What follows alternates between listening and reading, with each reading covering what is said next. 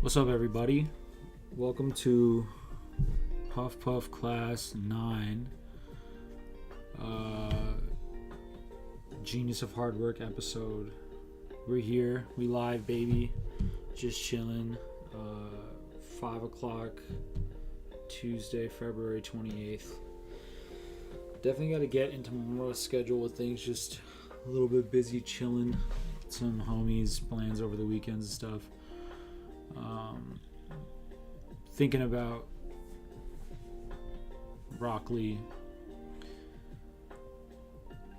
The cover art for this episode is a panel of Rock Lee after he gets the living shit kicked out of him by Gaara. And it's just, he's one of those characters that really stands out to me as persevering through difficulties, not in a manner that reduces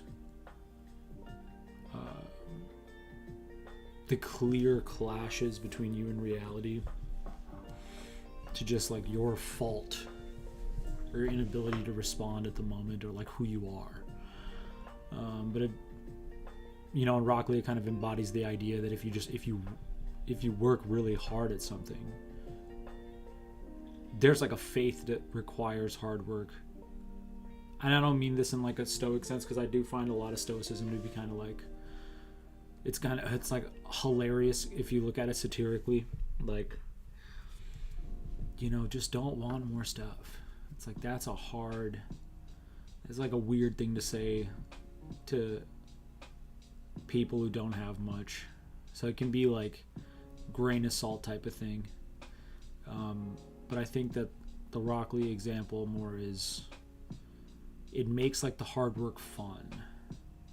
It's all about like, it's hard as fuck, but like that satisfaction that he gets from having that, propelling in his own excellence, and then also like a love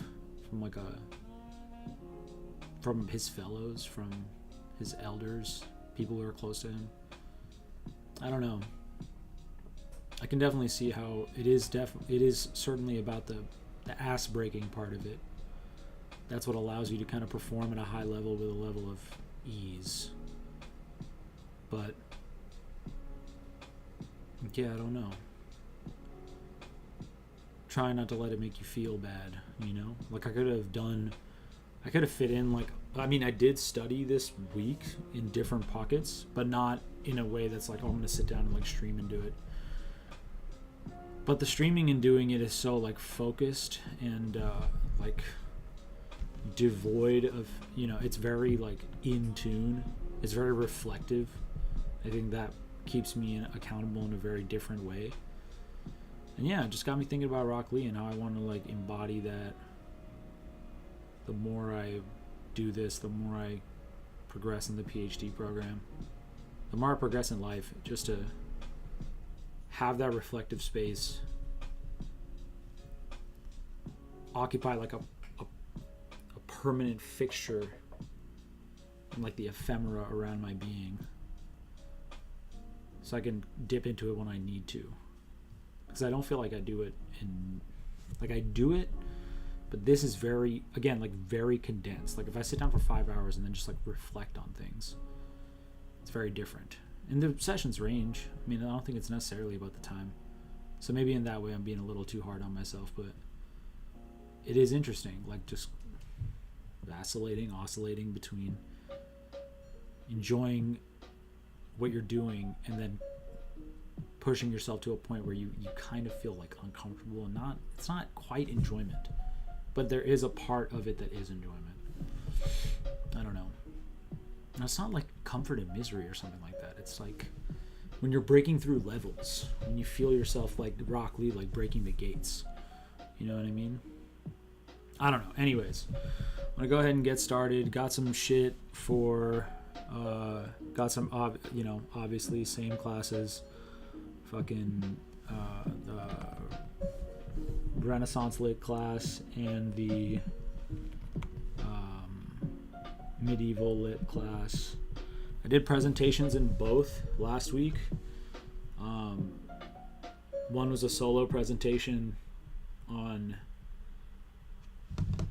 the hybridity of the hobbyist is what I called it, like talking about different texts in medieval literature that and how they kind of contribute to a dismantling of the narrative of the individual genius, and rather make creative work an extremely collaborative process, which is something that we're all like kind of familiar with, but it was interesting to look at through the lens of medieval manuscripts.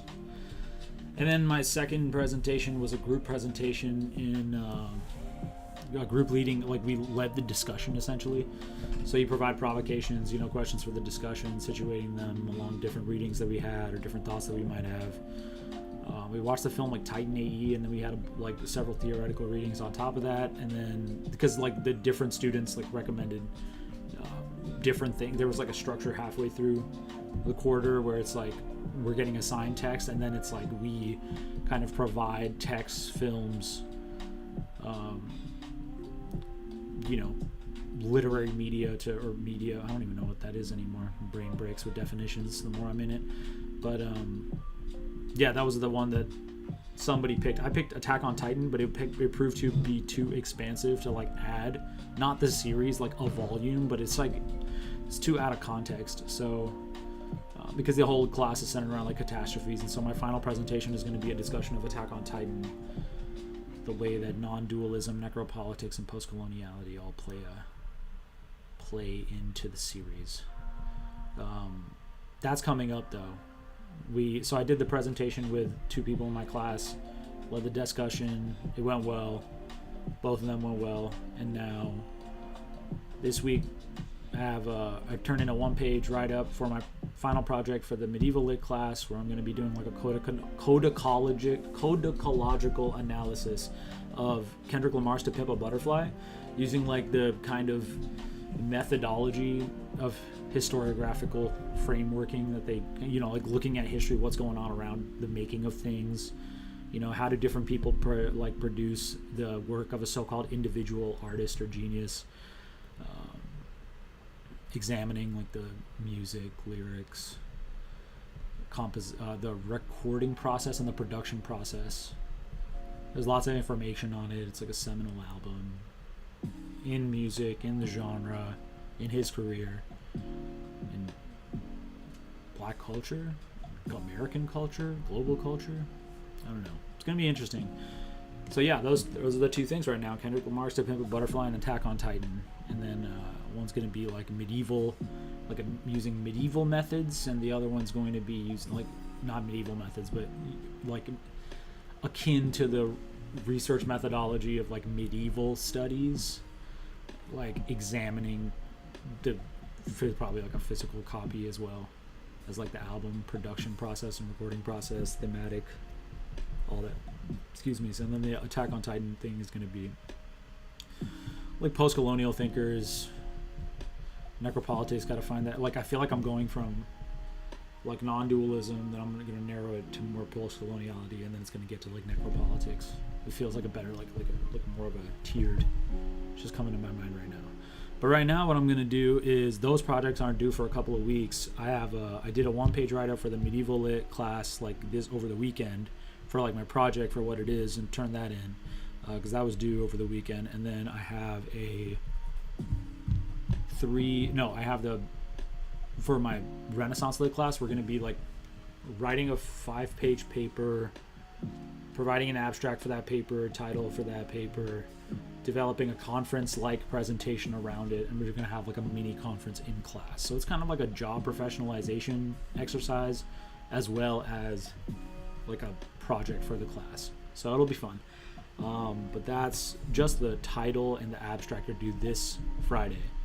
Next week, the annotated bibliography is due, so I'm going to be doing a lot of like reading and annotating of the text that I need to get on for that. I went over to my friend's house the other day, and they gave me a fat fucking list of books. So one of them's in my cohort at UCR, first year with me, and his wife is a third year at USC. So it's really helpful. Yeah, I'm gonna do like my reading for this week, and then I'm going to do those projects, the abstract and the paper title for this Friday at the end of the reading. But I'm going to start with a medieval reading, so let's go ahead and get started. Your boy, oh wait, hold up, gotta kick this off the right way. You know what I'm saying? It's Puff Puff class. We hang, we get high here. You know, we be learning and burning. You know. All right, cool. Let's go. Let's pop this over here. Let's pop this over there. Let me open up the interwebs.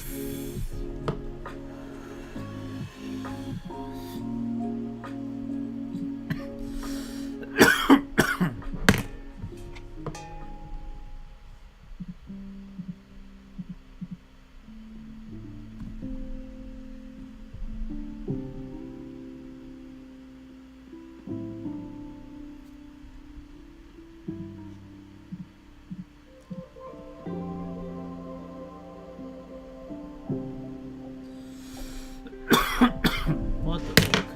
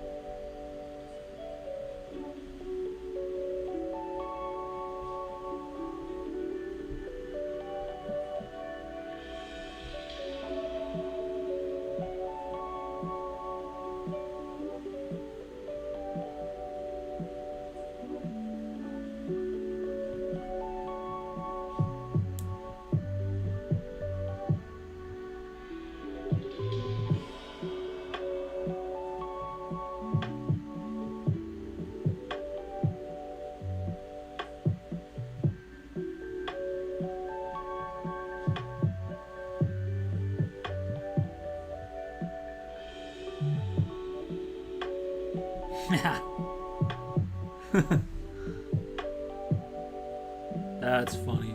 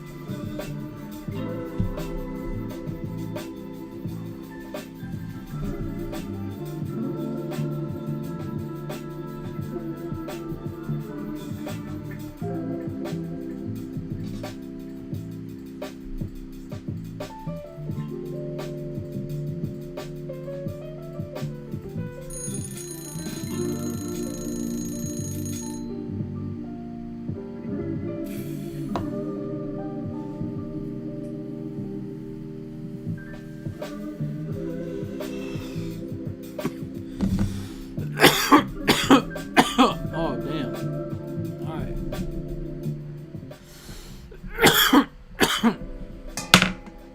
What's up? Alright, maybe I minimize this guy because that'll give me more natural light from the backlight. I definitely need to get a lamp. I talked about that, but I gotta make that a priority. Super interesting reading. The very first thing we're reading from my medieval lit class is literally a article from or a section from a text titled "Why We Read Literature" or "Why Read Literature," and it's so interesting. It's literally describing the kind of thoughts that I have in my head every day about pursuing this particular career path. It's like, I find like the text is talking about how there's a disconnect between reading literature for literary criticism and reading literature for enjoyment, and the critical gaze of looking at literature's implicitness in power structures and the difficulty of communicating through such a constrained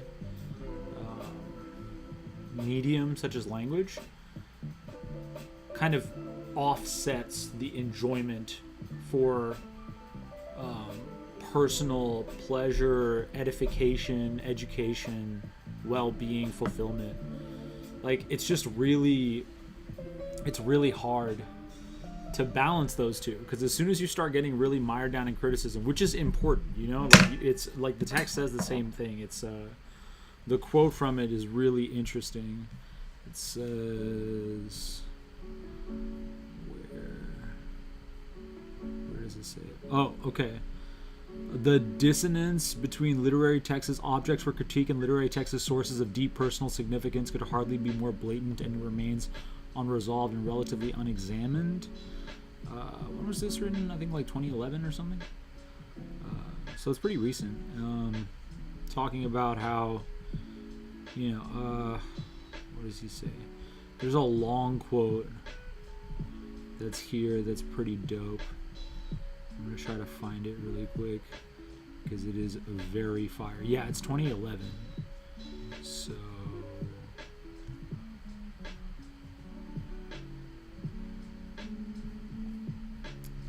where the fuck is that Melville quote at? Okay. So it's by a person named Frank Farrell. This is interesting. Okay, quote. More generally, the cultural studies theorist does not see how complicated the process is by which ideas develop and circulate that lead eventually... Okay, I gotta put the timer on first. My bad. Because I'm gonna otherwise keep going. Circulate that lead eventually to radical critiques of our forms of life. The recommendation is that we read and write with an awareness of how we are thereby supporting or resisting the role of representations in socially unjust practices. But consider how many of the ideas of cultural studies derive from Foucault and ultimately from Nietzsche. Yet Nietzsche was concerned in his reading and writing with textual energies closely associated with issues of self-formation, of private fears and archaic anxieties, of an aesthetics of self-making that could style itself as healthy and vital. He did reflect on and intervene in systems of social power and subject formation, as in his critique of Christian morality and its sense of innerness, but he did this not to increase the flow of representations less favorable, say, to sexism and colonialisms, but rather to understand his own happiness and his own self-formational needs as culturally symbolic. A cultural studies theorist placed back in his day would have found him to be considering literature and art in an elitist manner, unconcerned with the marginalizing of the poor. Yet that was the manner in which emerged many ideas that cultural studies as a field find significant. Another case is that of Melville, whose deeply personal anxiety-driven meditations on his culture, because of powerful archaic materials in his patterns of self-formation, ultimately led to a richer critique of the patriarchy and subject formation of his time than did other works that intervene more obviously in public ethical debates. For someone interested in how representations circulate in culture, the cultural studies theorist has an astonishingly impoverished view of how representations emerge that will prove useful to ethical criticism. In teaching students to make only the more direct political readings, one may be eliminating the future Nietzsche's or Melville's who might contribute novel ideas to cultural criticism in the future. See, that is fucking smart as shit, and it totally nails down the issue. It's not that critiquing power structures and talking about the indeterminability of language is not an important thing to focus on.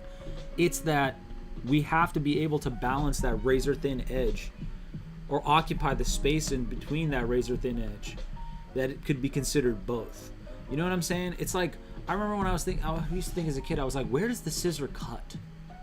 What does the scissor cut? Is it separating it? Is it like removing something? Does something get lost when you cut with a scissor? Or is it there and you're cutting along the edge? Like where? What is that? And that's kind of non-duality. At least what I've been doing some reading on like Indology, which is the idea of like, which is the study of like as it existed from like Oriental studies to South, like Indology, study of India and Indian subcontinent cultures and literatures, and the that shit is mired in bullshit in terms of like there are lots of it's bullshit, meaning like there is not a I was reading about this guy. I forgot what his name is. Rajiv Malhotra. He's like a guy. He talks about how like the things that he says are, he's talking about how like there's a Eurocentric study of Hindu culture, and that's problematic. And I'm like, yes, that is. But he's also doing that from like a Hindutva perspective, which is like a Hindu nationalist, like India, fuck Islam, all this like, all this kind of gets nationalized. And I just think that's dog shit. And I think that one of the things that he's saying is like, oh, I'm a person who, I'm an Indian person. I'm in tune with the culture. I'm in tune with this in a way that, a Eurocentric person could never be. But I get to be both of those things. Like I was born in America, raised in India. Like I feel like I have maybe the potential there is to be the kind of, I don't want to be the bridge. I just want to like hang out on it with everybody. And I think that idea is and I think it does lie in a lot of what this article is talking about, which is like, how do you balance deep critique with enjoyment of the process, and having conversations with people about like difficult shit, or being able to like, whether it's like philosophical, political, literary, it's just like, it's tough, man. It's so difficult to negotiate. It's so hard to adequately, talk about all the different sides. Like it sucks because this guy uses the metaphor of Indra's net, which I really like, but by you can't use the example of interconnectivity and interdependence and like fractals, universes within universes, to then like you pursue a nationalist agenda. Like that is so fucking stupid. Like that, I don't see how that works. Non-dualism doesn't. I don't, at least in my estimation. Like what the fuck do I know, right? But it just feels like shitty. Just because I don't have, this is one of those things about like, just because I don't have the critical skills yet to be able to absolutely articulate in this moment exactly what I'm trying to say from an in like why that is disingenuous to the, like there's a scholar named Wendy Doniger, and he was like calling her out on being like, oh, you're like a white lady. He was talking about Hinduism, and that's fucking, and you're like doing a bad job about it. And she's like, I have a right for my books to exist alongside other books about Sanskrit literature. And I'm like, I don't see the problem with going with letting them exist at the same time, and then also having that critique stand, and then letting, but it becomes problematic because when the dude who's making a point, like she's making a point, he's making an interesting point. His point comes coupled, like her point comes coupled with all this like Eurocentric baggage, and then his comes coupled with all this Hindutva baggage. So it's like, how do you do that? And I think the focus here is saying like, oh, if we like really focus on making it enjoyable, the critiques seep deeper. It's kind of like medicine in the candy type shit. You just do it in a way that makes sense. Alright. I'm gonna pee, and then we're gonna get back to it. So let's just put it on here.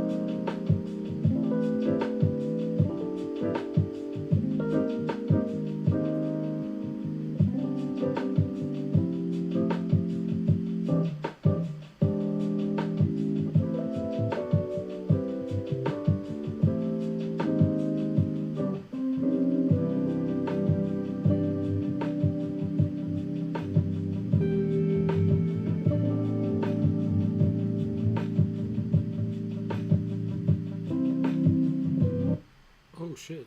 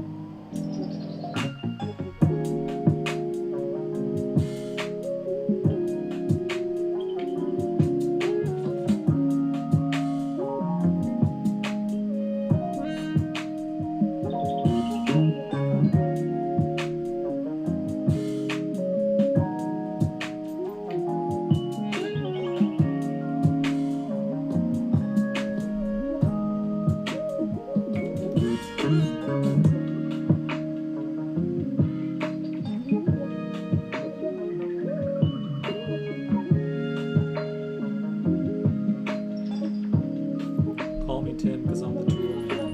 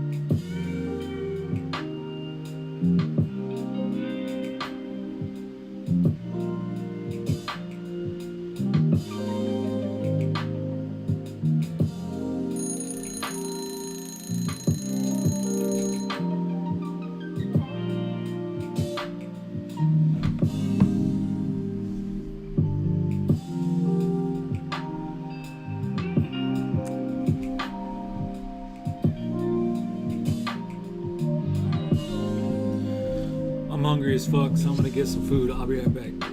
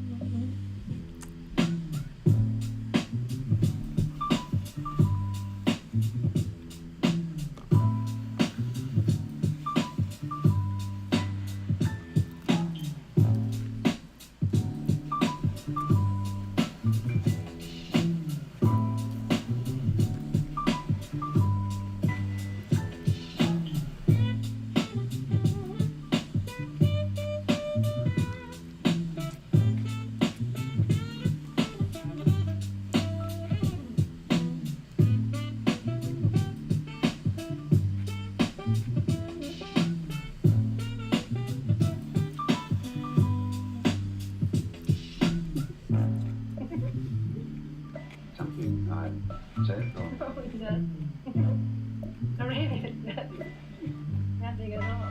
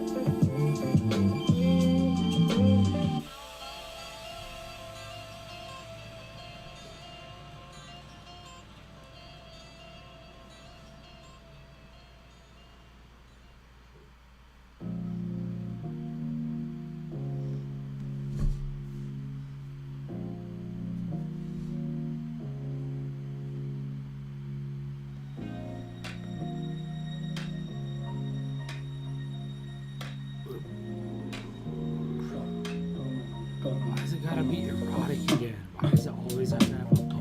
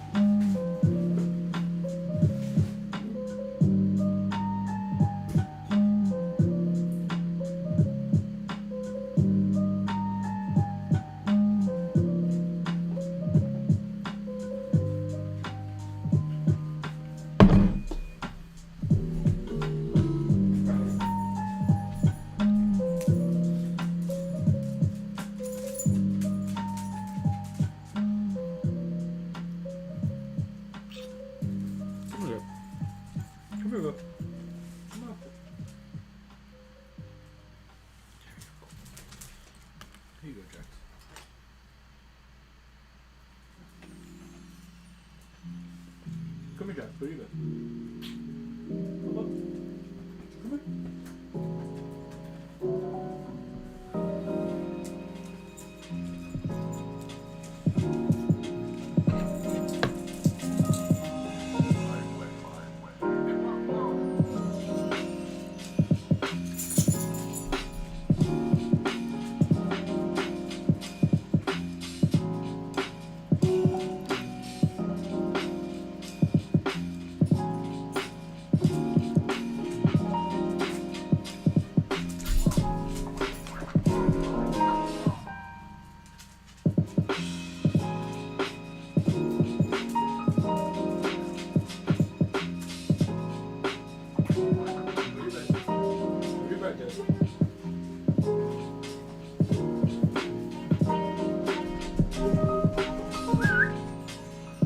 Jackson, come here.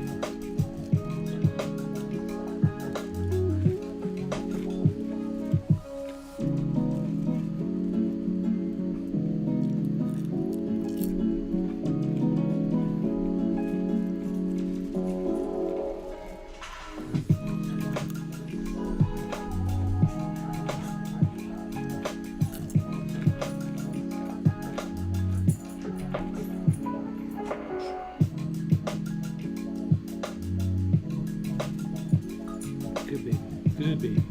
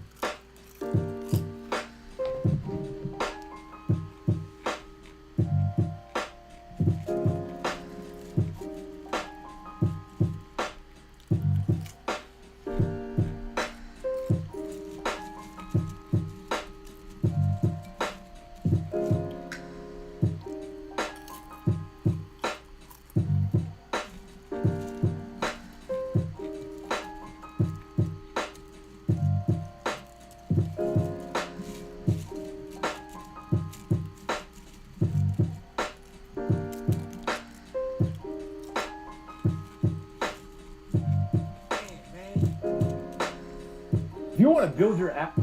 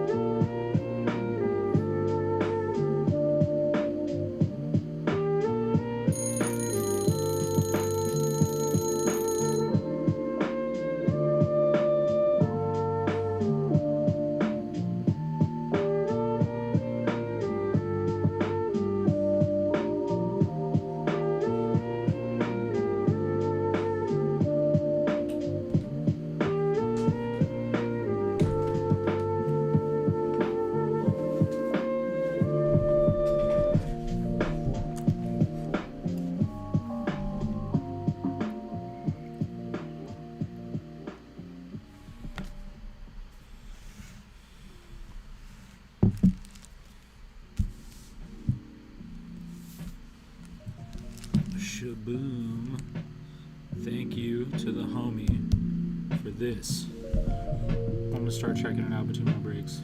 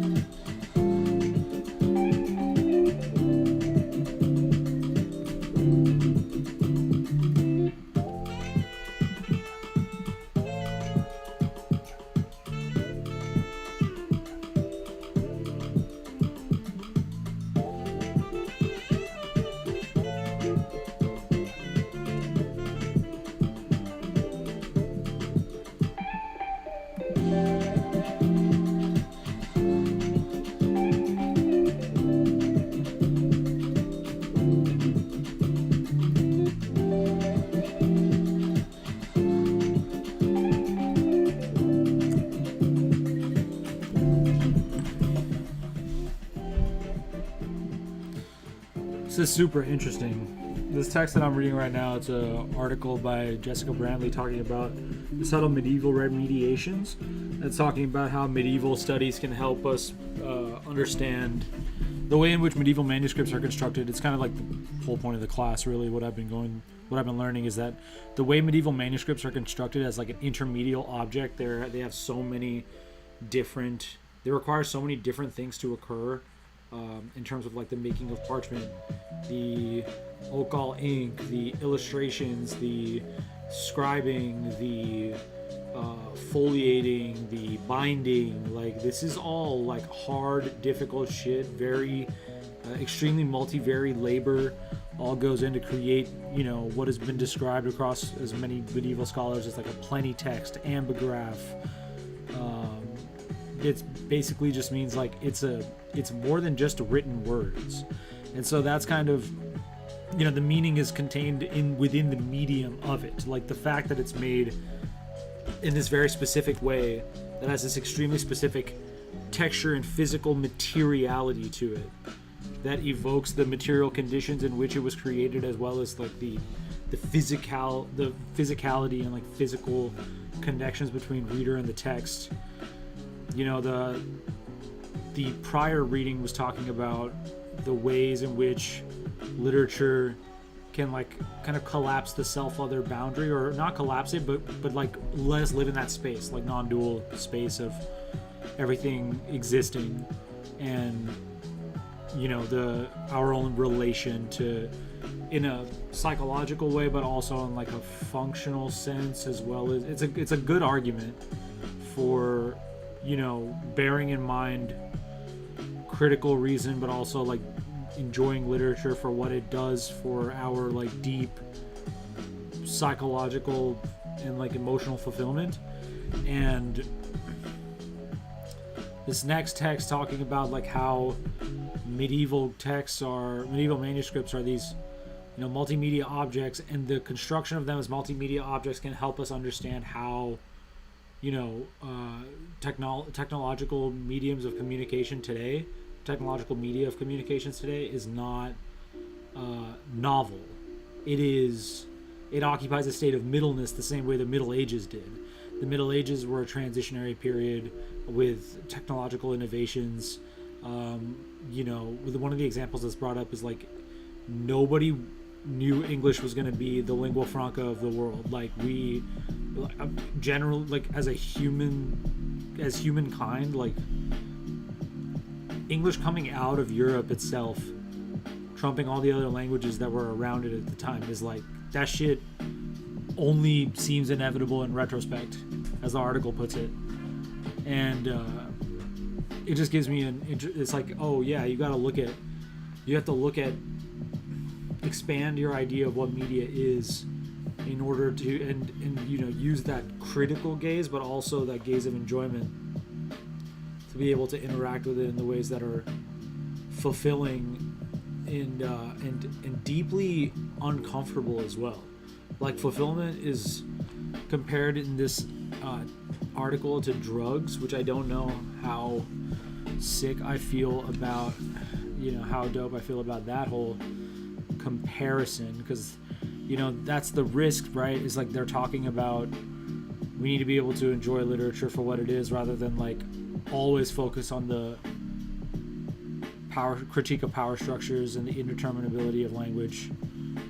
But, you know, that risks like kind of sounding flippant, even like it's very, very difficult to couch it in terms that are accessible to people as not seeming that way. It didn't seem that way to me, because I think they did a good enough job of like saying how important the critique of those power structures and the importance of understanding the indeterminability of language helps you understand the world around you. But yeah, I could understand how somebody might not vibe with that. But it is cool to think that, you know, the existence of these things at the same time in the same space, the fact that they're there, that they exist as on like a similar plane of existence, and yet they are construed as separate. And I'm not saying that they're the same, but they're like simultaneous. It's very interesting. What the fuck was I talking about? Oh yeah, and like yeah, this relates to the Kendrick Lamar codicological analysis that I want to do, because Kendrick Lamar's "To Pimp a Butterfly" to me is like, in the way that Brantley describes an image text, it's like, oh, you know, the medieval manuscript is an image text. It's a representational object designed for both reading and seeing. So I think that, you know, "To Pimp a Butterfly" exists as albums exist. I mean, I'm using that specific one, but it's an example of how, you know, modern albums exist as like as evidentiary of not just being like image text, but like album art, videos, but also sonic text. And hold up, I'm gonna go take this call real quick. I'm gonna be right back.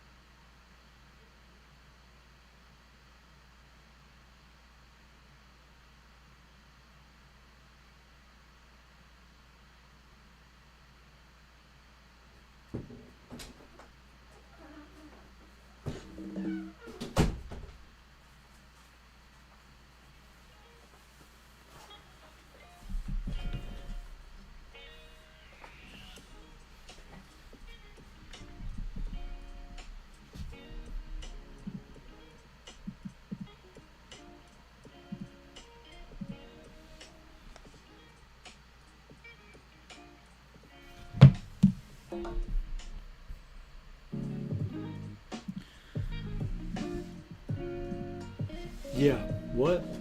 Codicological analysis of Kendrick Lamar's "To Pimp a Butterfly" as an image text and a sound text. Yes, very interesting. I don't know.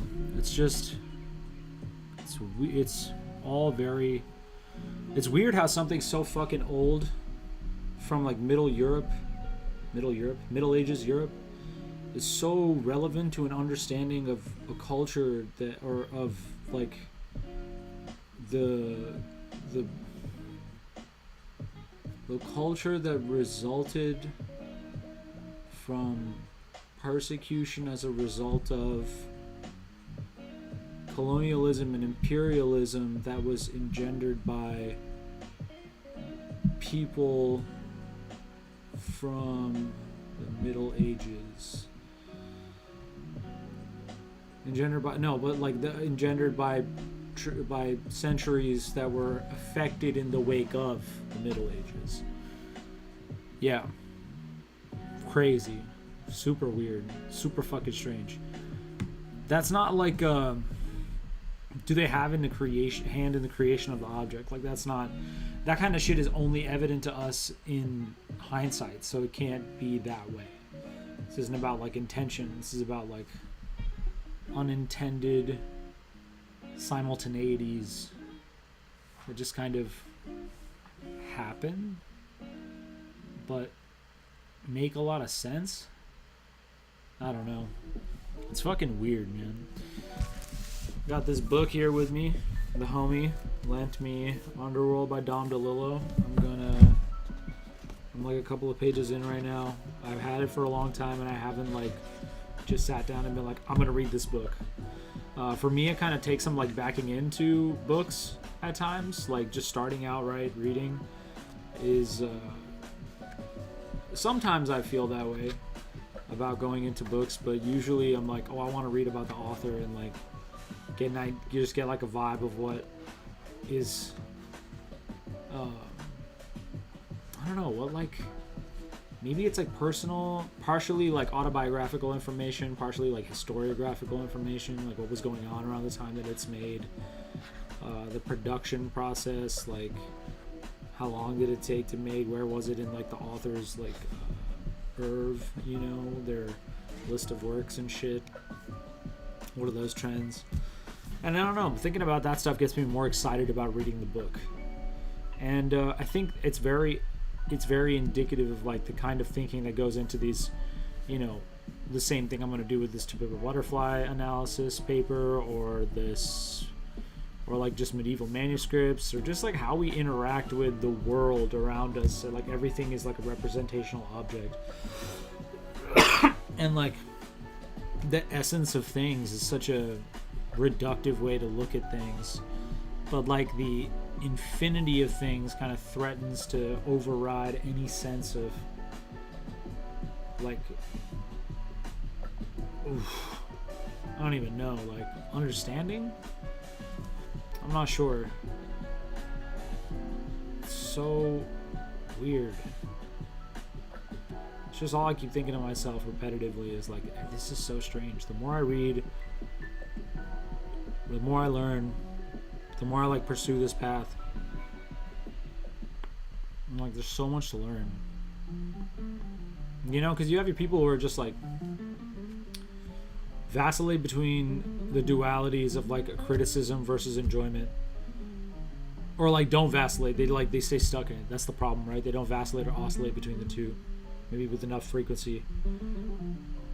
But when you pick like a side of that, you're just missing out on so much enjoyment and understanding of whatever it is you're reading, and yourself and things outside of yourself and existence in general. It's like somewhere between the ivory tower in like I don't know, like the ivory tower goes up horizontal, would I think be the opposite? I don't know.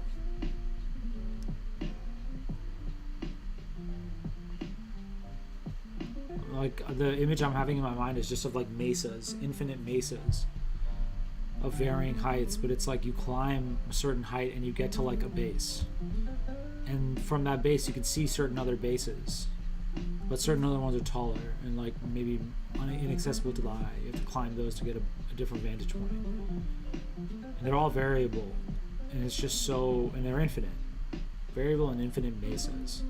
There's flat surface on the top to understand as being like your world, but all around you there are all these other worlds.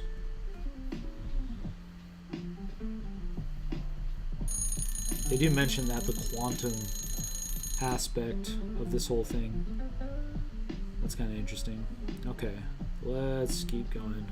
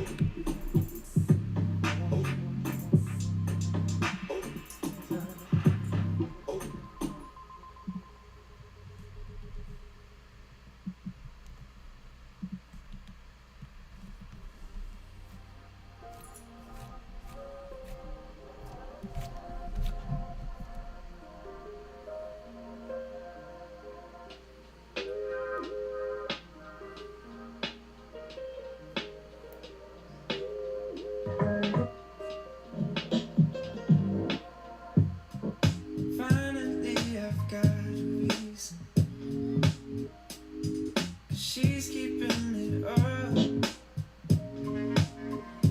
Finally, I'll have a change of season. Maybe even have enough. But I'm sorry I called your name.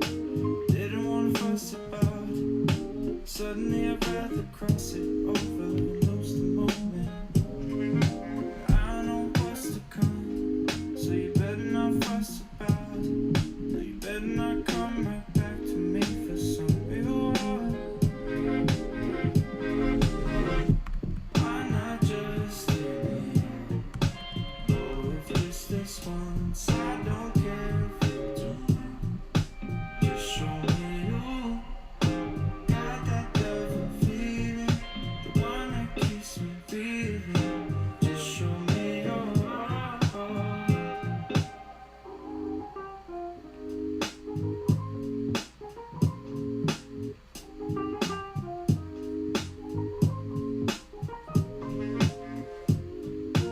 I don't wanna talk it out. Show me what it's all about. Come here, maybe we could just pass the time. I ain't got this close before, but you better off sanctified. I ain't got this close before, but you better off sanctified. I ain't got this close before, but you better off sanctified. Why not just hear me out? Oh, if just this once, I don't care if you do now. Just show me you got that loving feeling, one that keeps me breathing. Just show me your heart. Why not just hear me out? Oh, if just this once, I don't care if you do now. Just show me you got that loving feeling, the one that keeps me breathing. Just show me your heart.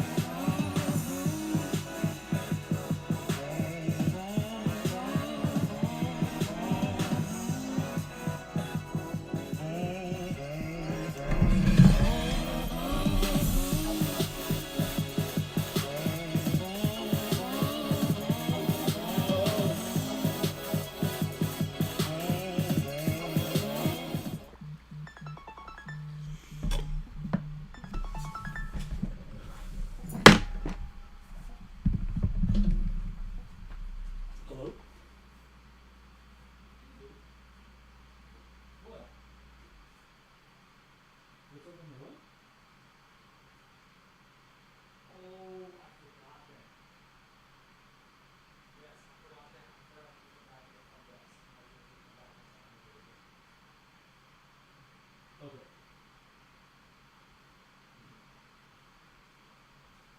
At the gym? Okay, cool. I'm still excited. So just give me a text before you come in and I'll sign. Okay, yeah. Okay.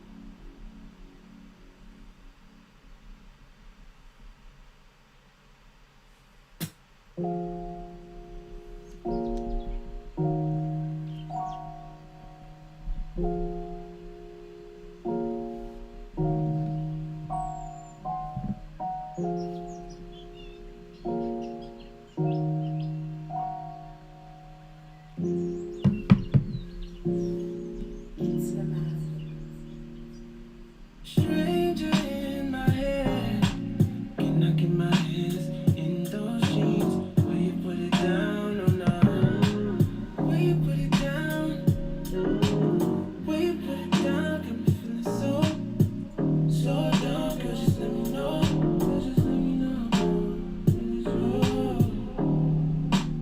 Get the ball rolling, you know how I get it in motion. 4 dozen bitches, keep the ball rolling.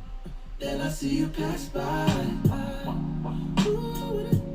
I wouldn't leave you walking into the lions, then I'm open. Yeah, get with the program, it's chosen. We were sipping on soy, calling on dough that I forgot. Yeah. Stranger in my head, can I get my hands in those jeans? Will you put it down or not? Will you put it down?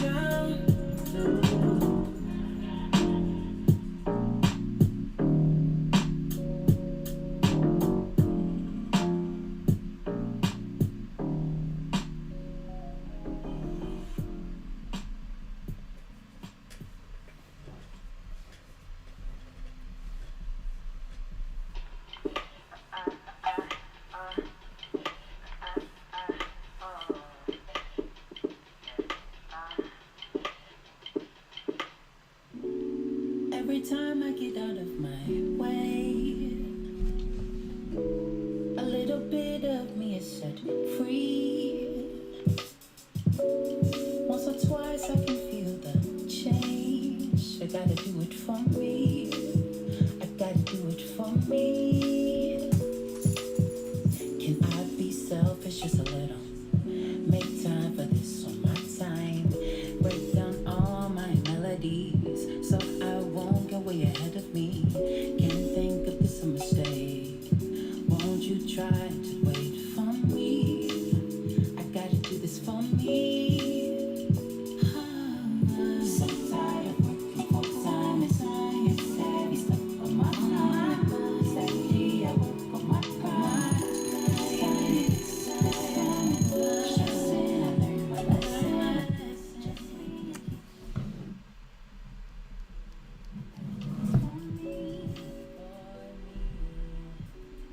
Every time I get out of my way. All right, so where my dogs go? All right, so yeah, I'm on my last article, I think. I don't know what the fuck, because I think one of the articles was missing from the syllabus, the introduction. What's her name? Christina. What was it?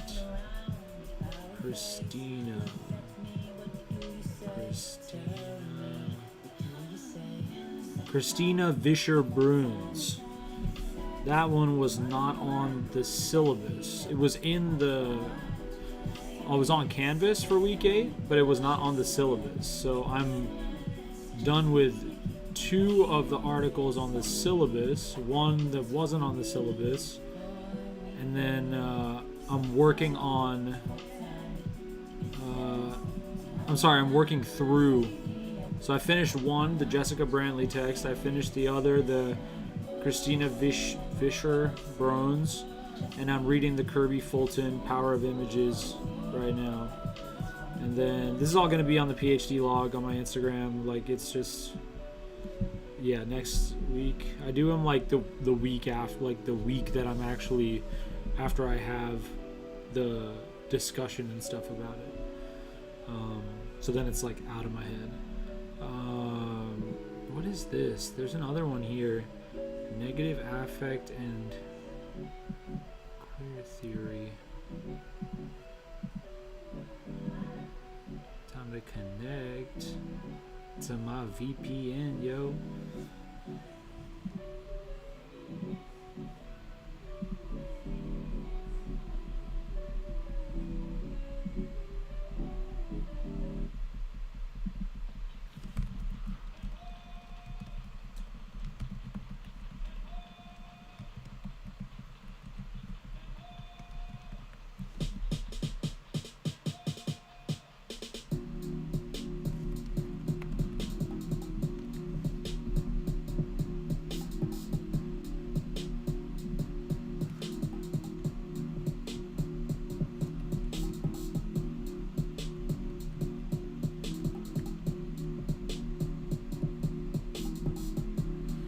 VPN is not connecting. What the hell, yo?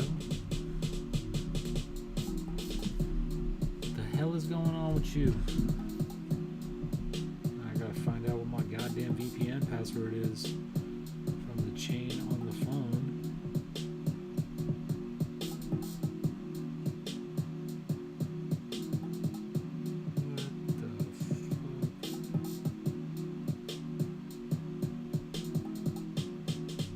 Yeah.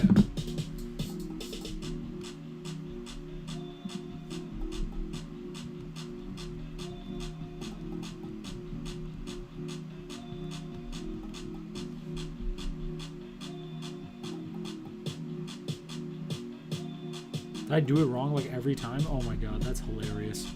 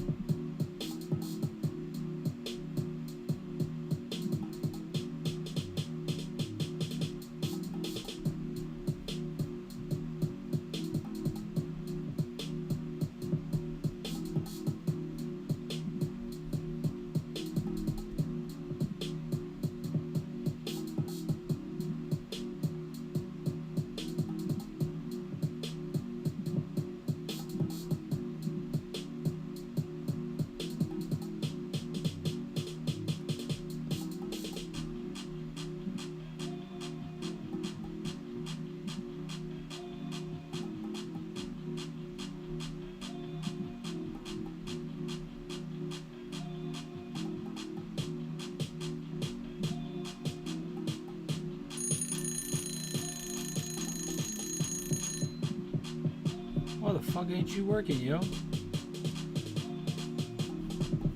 Alright. Well, I can't get this article right now for some reason. I thought I could get it before the break was over.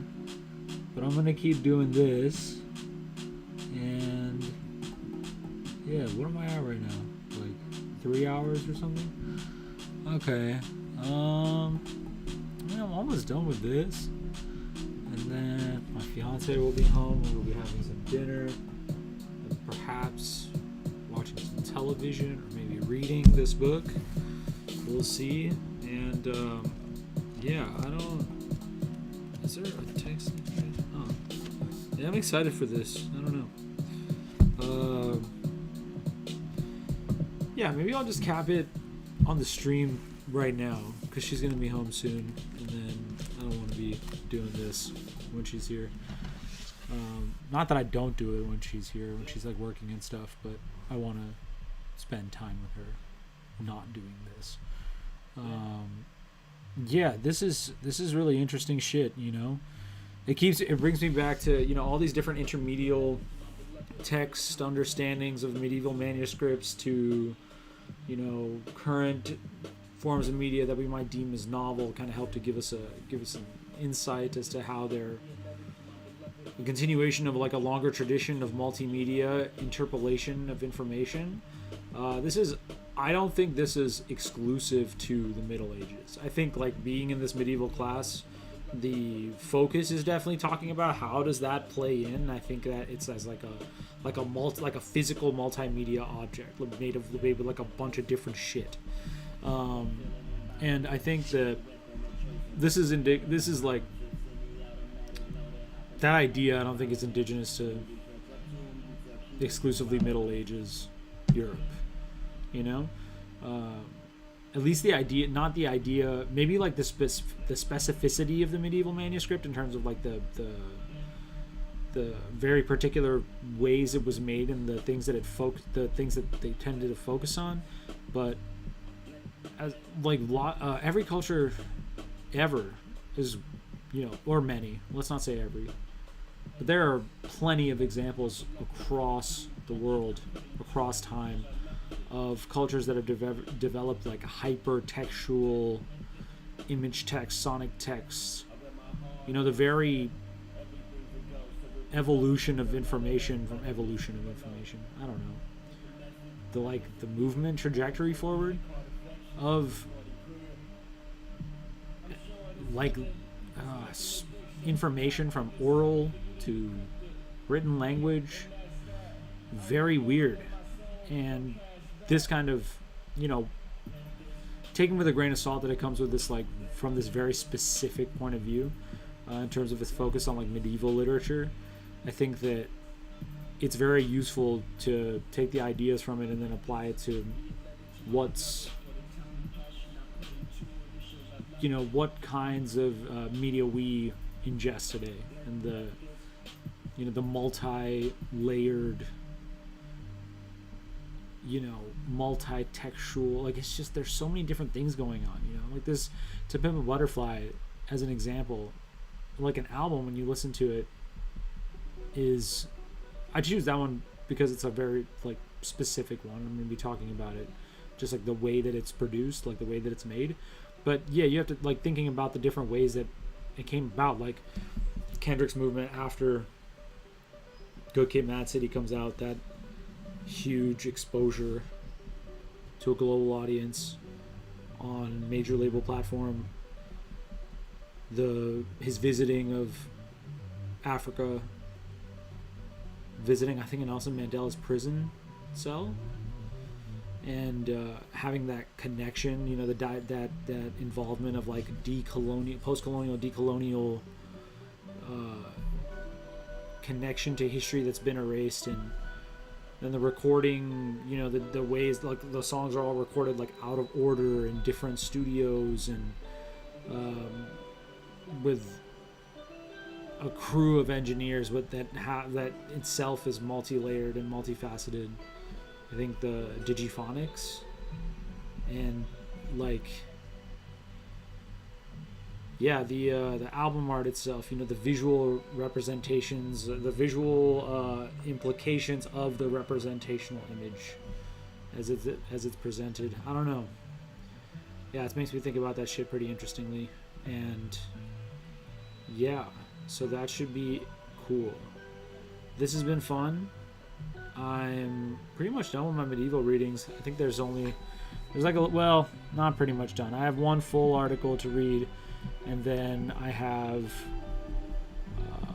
like half of this. No, like yeah, basically this entire article. So I have like 2 more articles to read for my medieval class, and then but it's smooth going, like no big deal. And visiting the Pearl manuscript, the Auchinleck manuscript, and the Vernon manuscript. So these are all manuscripts that are discussed in one or more of the 4 readings for this week. And I can just go online and go to the British Library, the National Library of Scotland, or the Bodleian Library online in Oxford, and just like look at them, which is super sick in its own way. I can't imagine how sick it's like. You know what I mean? It's one of those weird things where you're like, damn, bro, like I'm Indian, they colonized the shit out of us, right? But it's like Oxford though, might have to wear me some knickerbockers for that trip over. You know what I'm saying? Like some shit is just tight, but it makes you feel like lame. But I feel like that impulse to think it's tight is not that it's tight. It's like leftover. I don't know. It's like that thing, right? It's like I could be really critical of it and be like, oh man, I just like British shit. They cuck the shit out of Indian people. Or I could just be like, oh yeah, like I like preppy shit, I guess. I don't know. Hard to say. Random thought, I guess. Thanks so much for hanging. Just much love. You know what I'm saying? Let's hit it out with a banger of a blinker and